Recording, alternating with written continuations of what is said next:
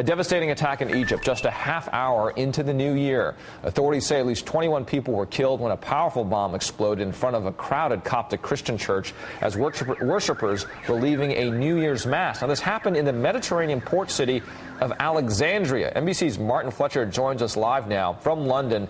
And Martin, I guess the key point and concern is Al-Qaeda and if they're directly involved in this.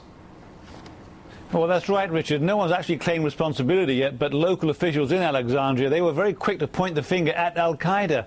And the reason is that in Iraq, recently, Al-Qaeda warned that it would attack Christians in Egypt. And their grudge is this. They say there are 2 Christian women who wanted to convert to Islam in Egypt, and the Coptic Christian church apparently has them in some kind of confinement. Now, as for the bomb, a New Year's Mass had just finished in the Coptic Christian church in Alexandria. 1,000 worshippers streaming out into the night. It was 1:30 midnight.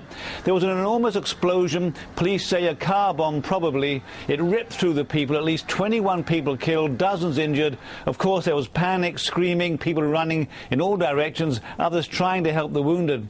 At the same time, though, furious Christians immediately stormed a nearby mosque, which led to Muslims and Christians throwing bottles and stones at each other and to clashes with the police. Now, Egyptian police are concerned that Al-Qaeda wants to stir up trouble in Egypt between Muslims and Christians. Now, in Egypt, Christians are 10% of Egypt's population. The 2 groups live in relative harmony. Richard? Hey, now, Martin, you bring up Al-Qaeda as an unknown at the moment, but a possibility. And you also noted the tensions between both Muslims as well as Christians there. And this has been the series of events as of late, hasn't it? Just the tension between those 2 groups.